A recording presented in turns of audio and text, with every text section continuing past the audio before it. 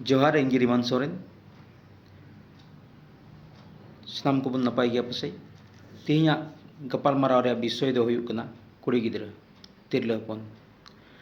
चलाव पारमेन दिन करे दो कोई को तिरला से कोटा गिद्रा अबो नचार उतर बुन हुदिसे को तहन तेहिया दिन रे उनको के दिसम रे पहिल राजपाट को चलावेत कना तो ओना खातिर ते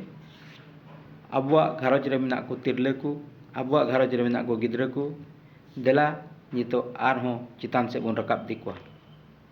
जतो घारज रे कुड़ी गिद्रा को मेना को मेनखान प्रत्येक घारज रेन गो बागी उनको कुड़ी गिद्रा पहिल रे सेफ्टी और सिक्योरिटी रे कथा को चिंताया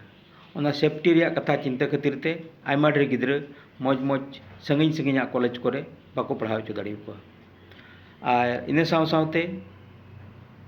कुड़ी गिद्रा ओकाटा सेल्फ कॉन्फिडेंस ओना को कम गया मेनते को हुदिसा और ओना खातिर ते हो ढेर कुड़ी गिद्रा को मौज मौज स्कूल कॉलेज रे टाका पैसा तहन तुली हो बाको कुल दाड़ी को मेनखान तिहिन इन उनको तिरले उनको कुड़ी गिद्रा लगी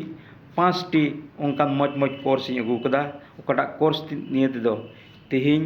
उनको गिद्रा बन पढ़ाव चलू खान जरूर गी उनको नित लेवल रे मेना को ओना खन चितान लेवल धबी को रकाबोआ और उनको गी मिद दिन हिलो आबुरेन सोना बाराक गिद्रा को हुआ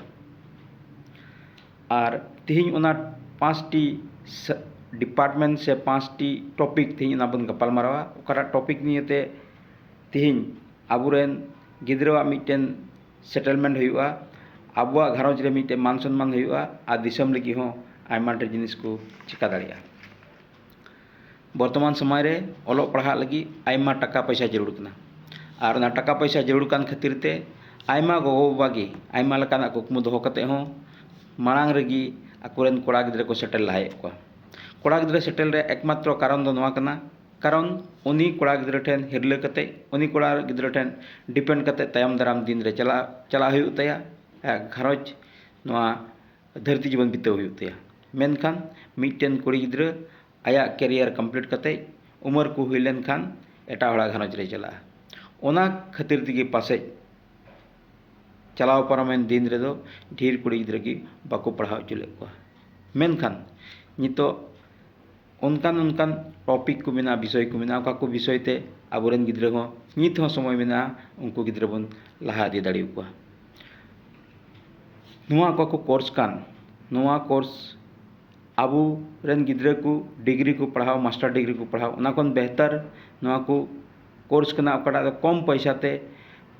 फुल्ली कम्प्लीटली गवर्नमेंट से खो नुआ को फैसिलिटी हताव कते अको कैरियर को बनाव दाड़िया अब सामान को बन बड़ाया वर्तमान दो कंप्यूटर रे जुग कना डिजिटल रे जुग कना डिजिटल मार्केटिंग हो डिजिटल रे कान गया ओना खातिर ते अबू गवर्नमेंट लेवला इंस्टीट्यूट ओकाटा दो पॉलिटेक्निक को मेता कान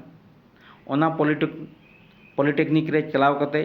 उनी कंप्यूटर इंजीनियर रे पढ़ाव दाड़िया ओकाटा कंप्यूटर इंजीनियरिंग ए पढ़ाव ओना रे दो सेफ हो मेना सिक्योरिटी हो मेना और जुग हिसाब ते भविष्य हो मेना कुड़ी गिद्रा हिसाब ते आर मिटेन पॉइंट दो नवा हुई कना वर्तमान कुड़ी गिद्रा रूप कान गया सजाव और सपड़ाव ओना खातिर तिगी ढेर कुड़ी गिद्रा को गी ओना प्रति मिटेन आकर्षण उनकुआ ताहेन तको गया ओना खातिर ते ओना गे जुदी आर हम मौज मिटेन डिजाइन से मिटेन मौज रूप को एम दाड़िया खान ओना खन मौज मौज प्लेटफॉर्म प्रोफेशनल लेवल रे को चलाव दाड़ी तबना ओना खातिर ते फैशन टेक्नोलॉजी ओकाटा को मेता कान ओना फैशन टेक्नोलॉजी हो ओना हो पॉलिटेक्निक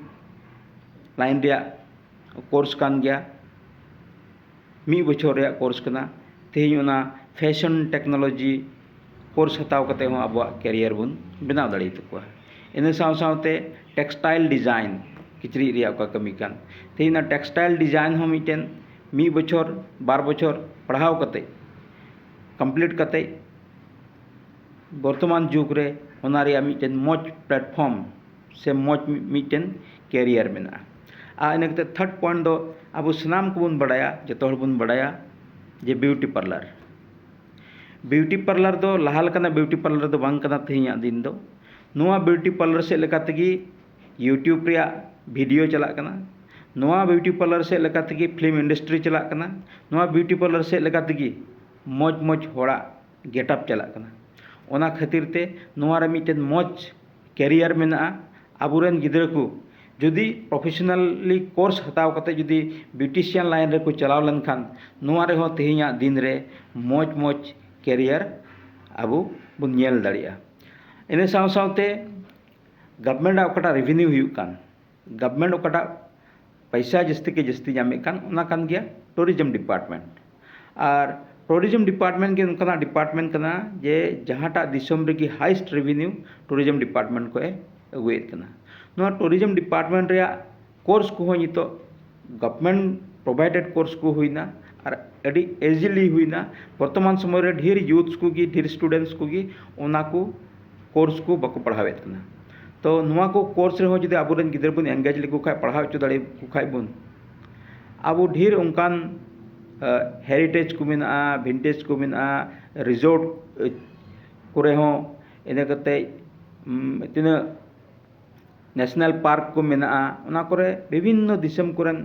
टूरिस्ट को हिजुक कना उनको गाइड को लगी कुड़ी होड़ हो उनकान मी मीडियम कना को ओकोय दो टूरिज्म रे मजे गाइड दाड़ी को इन साव सावते नितो प्रोफेशनल रे जुग कना ओना खातिर ते सनाम गिद्रा गी ओना को खोजोआ जेमन इया कैरियर मी दम रे हुई इदी विशेष कायते लहा वीडियो रे हो नीट एग्जाम रे इन गपाल माराव लदा ओना नीट एग्जाम ऑल कते हो मार्क तिने की कम हिजुआ इने के सेटलमेंट हे हिजुआ तो लातार रे नर्सिंग बीएससी नर्सिंग रे हम मिटे मौज कैरियर तेहिया दिन रे आबुरेन गिद्रा को हताव दाड़िया बीएससी नर्सिंग बांग रे हो जीएनएम नर्सिंग हो मेना ओना लगी हो आबुरेन गिद्रा मौज मिटेन एलिजिबल कान गया को और मुचाद रे दो दाका ओड़ा रे ओकटा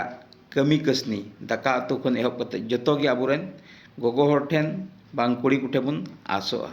उनका गे मिटेन पॉइंट कना मुचाद उत्तर रे दो फूड प्रोसेसिंग तिना नोना फूड प्रोसेसिंग से लेकाते ओका दो आसाम स्टेट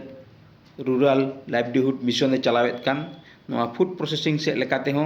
आबुरेन तिरले को आबुरेन कुड़ी गिद्रा को ओड़ा रे ताहे कते आइमा लकाना प्रोडक्ट बनाव कते ओड़ा खन ऑनलाइन को सेल दाड़िया ओना हो तेहिया दिन रे पॉसिबिलिटीज को मेना ओना खातिर ते सनाम को ठीक नेहरत कना आबुरेन कोई को ड्रॉप आउट स्टूडेंट को से आबुरेन गिद्रा को लगी भविष्य बाबन हुदिस दाड़िया कान जरूर आसोआ नोआ वीडियो से लेकाते जतो गार्जियंस को जतो स्टूडेंट्स को से जतो यूथ्स को अब नवा मिटन कैरियर बनाव लगी नुकु तिरले को से कुड़ी गिद्रा बन स्कुर कुआ और उनका से लेकाते नुकु से लेते हो नवा फेराव बन अगु दाड़िया आसिन दोहयदा नवा वीडियो से लेकाते कुड़ी गिद्रा को साव सावते स्टूडेंट को साव सावते गार्जियन को लगी हो मिटे मौज डहार बुन सिंदरा जामा मेनते आसिन दोहयदा जुदी वीडियो मौज लेबुन खान जतो होड़ अब कमेंट बॉक्स बन एमा और चेत चेत अपे समस्या को मेना ओना कथा हो इन पे बड़ा चुलिंग खे नोआ दराते आर हो मौज मौज वीडियो को बनाव अगु बना।